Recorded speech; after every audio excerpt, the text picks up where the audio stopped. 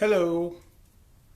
Hi, this is Albany County District Attorney David Soares today, being so appreciative of the fact that the United Way of the Capital District has invited me to come on today and do a little reading for everybody. Now, I have to tell you something about the way that I read. I love books, first of all. And my kids that I used to read to when they were little tiny kids are now 19 and 17. So I haven't read a children's book in a long time. And this is just so amazing because I get to go back in time to read and share with you my favorite book that I used to read to my little ones. And by the way, just so that you know, I'm the kind of reader that I like to use different voices. I like to make sound effects because I'm from the generation of Star Wars, and so we do everything with a vroom, vroom. I make all sorts of sound effects, so I hope you don't mind. It's just who I am. I can't hide it. So I hope we have a lot of fun and we have a lot of people today. And by the way, just so you know, given this time with all of us together as families in the house, reading to one another is absolutely one of the most amazing things you can do. So I'm really hoping that that we do a lot more of this. Okay. So I don't know what time it is. I'm supposed to wait a little bit before I start reading, but look here. We'll give some people a little more time to gather around. The only thing I can ask is, we pay attention. I know that there are some kids that are joining us today, like the Orth children. Yes, they'll be poking and messing around with each other. But we're all going to be on our best behavior today. I think. Or at least I'm going to try.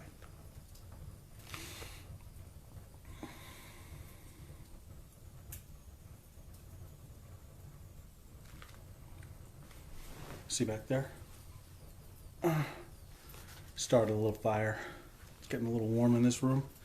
So if you see sweat come down my forehead, it's not my Jerry curl juice from the 80s. That would be sweat. Kids now are asking their parents what's Jerry curl juice. It's another story. Way back.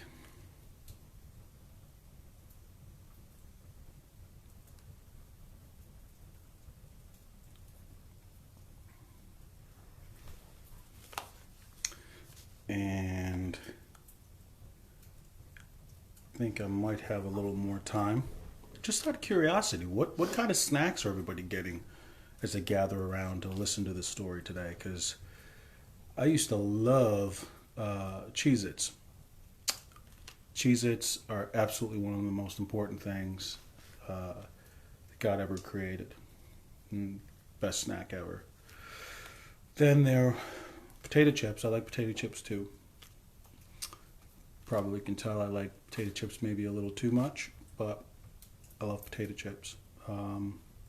What other snacks? Oh my goodness, cereal.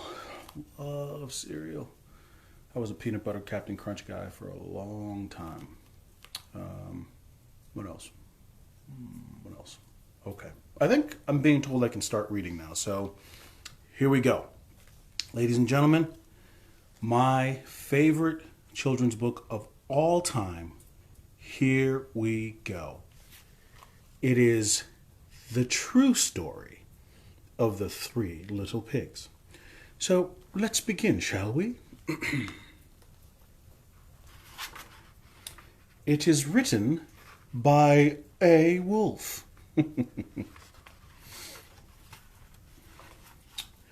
Now, everybody knows the story of the Three Little Pigs, or at least they think they do.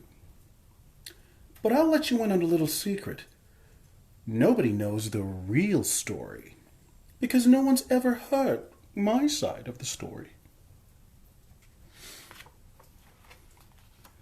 I'm the wolf, Alexander T. Wolf.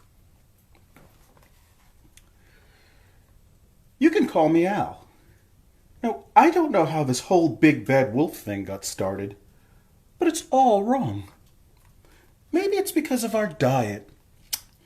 Hey, it's not my fault wolves eat cute little animals like bunnies, sheep, and pigs. That's just the way we are. If cheeseburgers were cute, folks would probably think you were big and bad too. But like I was saying, the whole big bad wolf thing is all wrong. The real story is about a sneeze and a cup of sugar. This is the real story of the three little pigs. Now, way back in Once Upon a Time, I was making a birthday cake for my dear old granny. I had a terrible sneezing cold, and I had run out of sugar.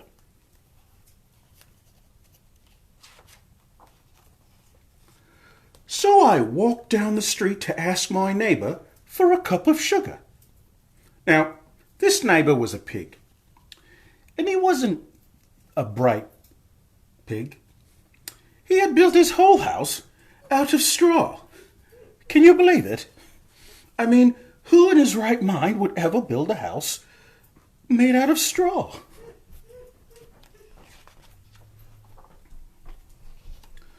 So, of course, the minute I knocked on the door, it fell right in. I didn't want to just walk into someone's house, so I called, "Little pig, are you in?" No answer. I was just about to go home without a cup of sugar for my dear old granny's birthday cake. That's when my nose started to... I felt a sneeze coming on. Well, I huffed. And then I snuffed.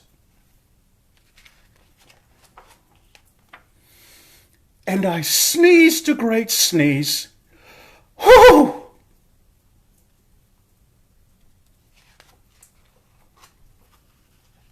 And you know what? The whole straw house fell down. And right in the middle of the pile of straw was the first little pig. Dead as a doornail. He had been home the whole time. Look, there he is, right there, his little butt. It seemed like a shame to leave a perfectly good ham lying there in the straw, so I ate it up. Think of it as a big cheeseburger just lying there.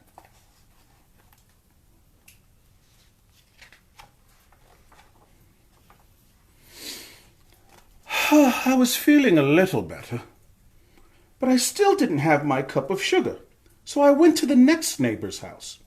This neighbor was the first little pig's brother. He was a little smarter, but not by much. He had built his house on sticks. Of sticks. Made it out of sticks. Younger brother, you remember? He had made it out of straw. I rang the bell on the stick house. Nobody answered. I called, "Mr. Pig! Mr. Pig! Are you in?" He yelled back, "Go away, Wolf! You can't come in. I'm shaving the hairs on my chinny chin chin."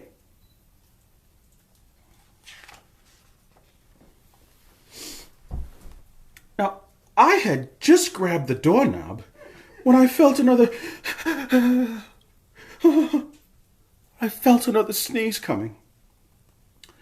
I huffed, and then I snuffed, and I tried to cover my mouth, but I sneezed a great sneeze. And you're not going to believe it, but this guy's house fell down, just like his brother's. Well, when the dust cleared, there was a second little pig, dead as a doornail. Wolf's honor.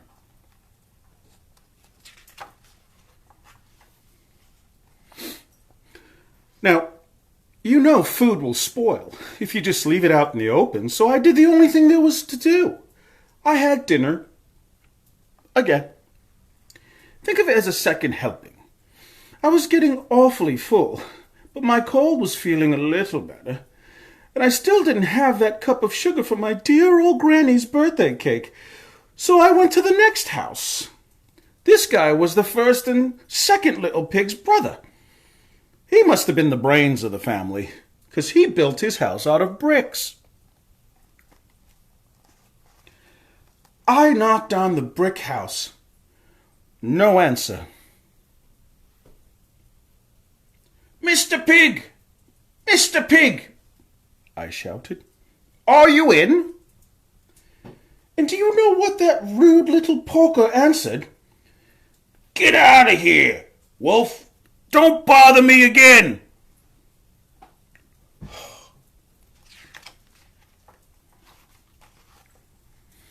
Talk about impolite.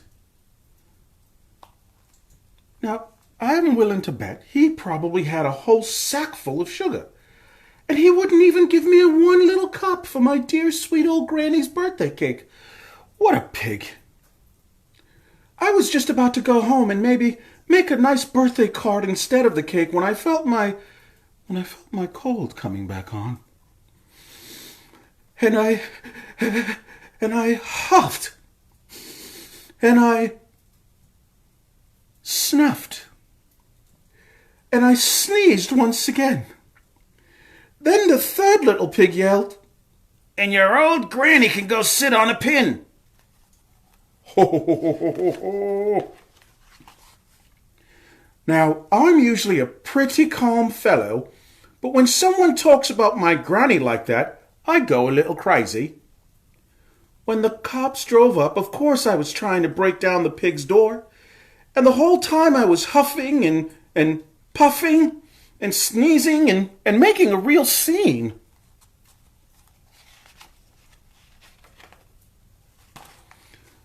And the rest, as they say, is history. The newspaper reporters found out about the 2 pigs I had for dinner. They figured a sick guy going to borrow a cup of sugar didn't sound so exciting. So they jazzed up the whole story with all of that huff and puff and blow your house down. And they made me the big bad wolf. That's it. That's the real story. I was framed.